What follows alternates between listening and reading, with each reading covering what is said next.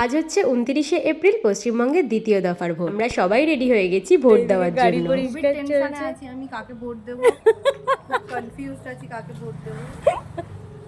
অনেক হাসাহাসি করে নিয়েছি, এবার তাড়াতাড়ি করে বেরিয়ে পড়লাম ভোটটা দিতে যাওয়ার জন্য। ওদিকে মা আর সর্দি অলরেডি চলে গেছে, আর ওরা বলেছে আমার জন্য লাইন রাখবে। এবছর মোটামুটি সব জায়গাতেই যেরকম শান্তিপূর্ণ ভোট হয়েছে, আমাদের এখানেও কিন্তু শান্তিপূর্ণভাবেই ভোট হয়েছে। তবে সত্যি কথা বলতে আমাদের এখানেও আগে ভোটের সময় ভীষণই ঝামেলা হতো।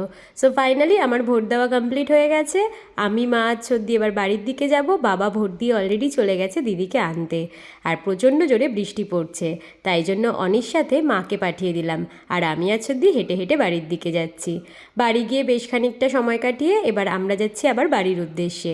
ওখানে গিয়ে দেখি অলরেডি বদ্দি ভাই সর্দি ভাই চলে এসছে ভোট দিয়ে, আর পুটকুলিকে ওর মামু স্কুটি চালানো শেখাবে বলেছে বলে ও জুড়েছে কান্নাতে। আমি আর অনি মিলে বসে পড়েছি ব্যাগ প্যাক করতে, কারণ কালকে আমরা যাচ্ছি একটা ট্রিপে। So that's it for today. দেখা হবে পরের ভিডিওতে।